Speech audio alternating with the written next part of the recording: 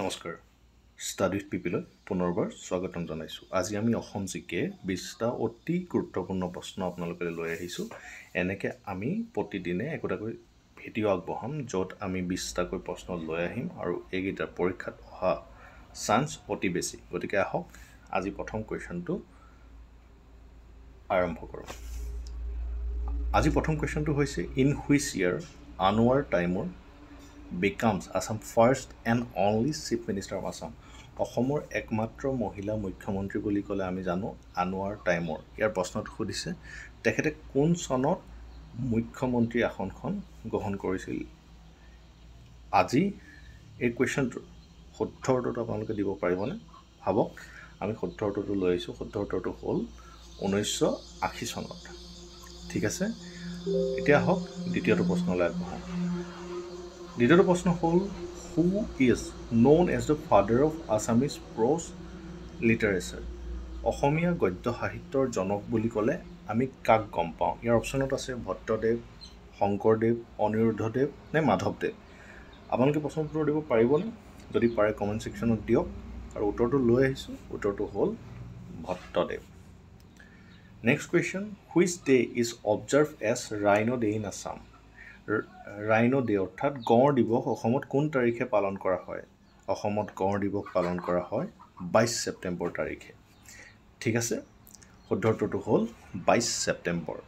ইয়াৰ পিছৰ কুৱেশ্যনটো হ'ল in which district Shri সূৰ্য পাহাৰ ইজ লোকেটেড। এই লোকেশ্যনবোৰৰ কুৱেশ্যন আমি সঘনাই পৰীক্ষাত অহা দেখা পাওঁ, গতিকে এইবোৰ আমি ভালকৈ চাব লাগে। আৰু এই শ্ৰী সূৰ্য পাহাৰখন কোন জিলাত আছে বুলি সুধিছে। ইয়াৰ অপশ্যনত আছে ধুবুৰী, গোৱালপাৰা, দৰং আৰু চিৰাং। ইয়াৰ শুদ্ধটো আপোনালোকে জানেনে? ইয়াৰ শুদ্ধটো হ'ল গোৱালপাৰা ডিষ্ট্ৰিক্ট।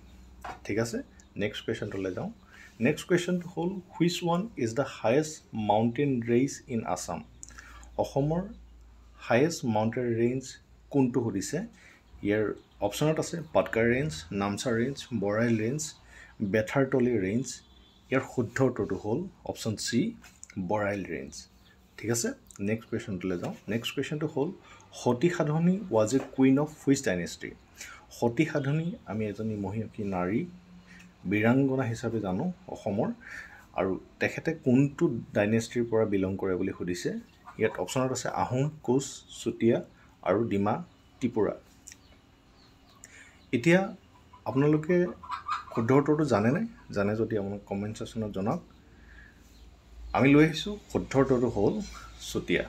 ঠিক আছে, নেক্সট কুৱেশ্যনটো হ'ল which state is not covered under the jurisdiction of Guwahati high court. আমি জানো যে গুৱাহাটী হাইকোৰ্টৰ আণ্ডাৰত কেইবাখনো ৰাজ্য আহে। ইয়াত প্ৰশ্নটো সুধিছে কোনখন ৰাজ্য নাহে। ইয়াৰ অপশ্যনত আছে নাগালেণ্ড, মিজোৰাম, অৰুণাচল প্ৰদেশ আৰু ত্ৰিপুৰা। ইয়াৰ শুদ্ধ উত্তৰটো হ'ল ত্ৰিপুৰা। ঠিক আছে, নেক্সট কুৱেশ্যনটো হ'ল the Assam medical college was formally known as. যিখন অসম মেডিকেল কলেজখন বাৰু ক'ত আছে? আপোনালোকে এইটো প্ৰশ্নটোৰ উত্তৰ কমেণ্ট ছেকশ্যনত দিব। এই যিখন অসম মেডিকেল কলেজখনক আগতে কি নামেৰে জনা হৈছিল বুলি সুধিলে আপোনালোকে এই কুৱেশ্যনটোৰ এনচাৰ জানে নে নাজানে মোক কমেণ্ট ছেকশ্যনত আগতে জানিছিলে নে নাই কমেণ্ট ছেকশ্যনত জনাবচোন। ইয়াৰ অপশ্যনত আছে বেৰী হুইচ, সেইটো বেৰী হুইচ নহয় দেই, Berry White medical school, Saint John medical school, Robert Brown medical school and Saint Patrick medical school. ইয়াৰ শুদ্ধ উত্তৰটো হ'ব বেৰী হোৱাইট মেডিকেল স্কুল। এইবোৰ ইয়াত উত্তৰটো স্পেলিংটো মিষ্টেক হৈ আছে, বেৰী হুইচ নহয়, বেৰী হোৱাইট। ঠিক আছে, নেক্সট কুৱেশ্যনটো হ'ল who is the first Assamese to climb Mount Everest. Mount Everest আৰোহণ কৰা প্ৰথম অসমীয়া কোন? অপশ্যনত আছে মানিছ ডেকা, তৰুণ শইকীয়া, বিদ্যুৎ বৰা, অভিনন্দন বৰা। ইয়াৰ শুদ্ধ উত্তৰটো হ'ব Tarun Saikia. By area wise Assam is the biggest state in India. মানে অসম এৰিয়া ৱাইজ ভাৰতৰ ভিতৰত কেই নম্বৰ ৰাজ্য? আপোনালোকে প্ৰশ্নটোৰ উত্তৰটো দিব লাগে। প্ৰশ্নটোৰ উত্তৰ অপশ্যনসমূহ আছে 11, 14, 15 and 17। আপোনালোকে জানেনে? ইয়াৰ শুদ্ধ উত্তৰটো হ'ল 17, 17 নম্বৰ। মানে ৰাজ্যৰ মাটিকালি হিচাপত অসম ভাৰতৰ ভিতৰত 17 নম্বৰত আহে। ঠিক আছে, নেক্সট কুৱেশ্যনটো হ'ল আত্ম অনুসন্ধান is a autobiography of whom মানে এই আত্ম অনুসন্ধানখন কাৰ আত্মজীৱনী বুলি কৈছে ইয়াৰ অপশ্যনসমূহ আছে হোমেন বৰগোহাঁই কনকসেন ডেকা নগেন শইকীয়া মহিম বৰা ইয়াৰ শুদ্ধ উত্তৰটো হ'ব হোমেন বৰগোহাঁই ঠিক আছে নেক্সট কুৱেশ্যনটো হ'ল which of the following use the pseudonym a native এই নেটিভ pseudonymটো কোনজন অসমীয়া ব্যক্তিয়ে প্ৰথমে ইউজ কৰিছিলে বুলি সুধিছে সেই অপশ্যনসমূহ দিয়া আছে ইয়াত হলিৰাম ঢেকিয়াল ফুকন আনন্দৰাম ঢেকিয়াল ফুকন মণিৰাম দেৱান লক্ষ্মীনাথ বেজবৰুৱা ইয়াৰ শুদ্ধ উত্তৰটো হ'ল আনন্দৰাম ঢেকিয়াল ফুকন নেক্সট কুৱেশ্যনটো হ'ল who was the first start to the system of land surveying in Assam অসমত লেণ্ড ছাৰ্ভেইং পোনপ্ৰথমে কোনে কৰিছিল ইয়াৰ উত্তৰসমূহৰ অপশ্যনসমূহ আছে গদাধৰ সিংহ ৰুদ্ৰসিংহ নৰনাৰায়ণ উদয়াদিত্য সিংহ ইয়াৰ শুদ্ধ উত্তৰটো হ'ল গদাধৰ সিংহ নেক্সট কুৱেশ্যনটো হ'ল which district was previously known as Bengmara and Changmai Pathar Bengmara আৰু চাংমাই পথাৰ বুলি কোনখন জিলাক আগতে জনা গৈছিল ইয়াৰ অপশ্যনসমূহ হ'ল Sivasagar district Jorhat district Tinsukia district আৰু গোলাঘাট ডিষ্ট্ৰিক্ট ইয়াৰ শুদ্ধ উত্তৰটো হ'ল Tinsukia district next question who is appointed as the first ever sport ambassador of Assam অসমৰ প্ৰথম স্পৰ্ট এম্বেচাডৰ হিচাপে কাক এপইণ্ট কৰা হৈছে ইয়াৰ অপশ্যনসমূহ আছে হিমা দাস অংকুচিতা বৰা শিৱ থাপা মহাদেৱ ডেকা ইয়াৰ শুদ্ধ উত্তৰটো হ'ল হিমা দাস ঠিক আছে নেক্সট কুৱেশ্যনলৈ যাওঁ which Assamese writer is also' known as উপন্যাস সম্ৰাট বুলি কোনজন অসমীয়া লেখকক জনা যায় ইয়াৰ অপশ্যনসমূহ হ'ল শৰৎচন্দ্ৰ গোস্বামী লক্ষ্মীনাথ বেজবৰুৱা ৰজনীকান্ত বৰদলৈ কৃষ্ণকান্ত সন্দিকৈ ইয়াৰ শুদ্ধ উত্তৰটো হ'ল Rajanikanta Bordoloi next question what is the meaning of the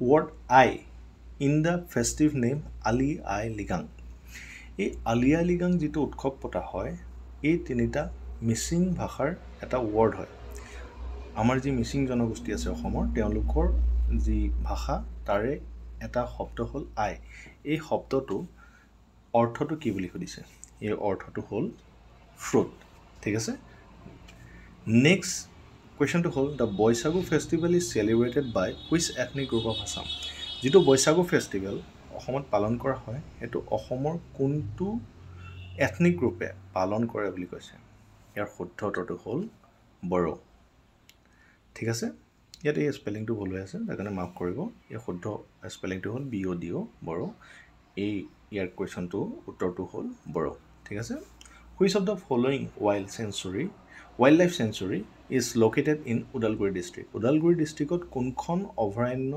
আছে বুলি ইয়াত প্ৰশ্নটো সুধিছে ইয়াৰ শুদ্ধ উত্তৰটো হ'ব বৰনদী ঠিক আছে নেক্সট কুৱেশ্যন অৰ্থাৎ আজি শেষৰটো প্ৰশ্ন the rain forest research institute in Assam is located অসমত এখন ৰেইন ফৰেষ্ট ৰিচাৰ্চ ইনষ্টিটিউট আছে আৰু সেই ইনষ্টিটিউটখন ক'ত আছে বুলি সুধিছে আপোনালোকে জানেনে এই অপশ্যনসমূহ আছে ডিফু ধুবুৰী ডিব্ৰুগড় যোৰহাট ইয়াৰ শুদ্ধ উত্তৰটো হ'ব যোৰহাট অৰ্থাৎ যোৰহাটত আছে যিখন ৰেইন ফৰেষ্ট ইনষ্টিটিউটখন ঠিক আছে আজিলৈ এই 20টা কুৱেশ্যন আছিলে এই কুৱেশ্যনসমূহ অতি গুৰুত্বপূৰ্ণ পৰীক্ষাত সঘনে আহিয়ে থাকে ৰিপিটেডলি সুধি থাকে গতিকে অতি গুৰুত্বপূৰ্ণ আপোনালোকে কুৱেশ্যনসমূহ লিখি থ'ব আৰু পৰীক্ষাৰ আগত এবাৰ ৰিভাইজ কৰি যাব ভিডিঅ'টো ইমানলৈকে চোৱাৰ কাৰণে আপোনালোকক ধন্যবাদ জনাইছোঁ আৰু যদি ভিডিঅ'টো ভাল পালে তেতিয়া এটা লাইক কৰি দিব শ্বেয়াৰ কৰি দিব আৰু কমেণ্ট কৰিব আৰু আমাৰ যদি চেনেলটো আপোনালোকে ছাবস্ক্ৰাইব কৰা নাই চেনেলটো ছাবস্ক্ৰাইব কৰি ল'ব থেংক ইউ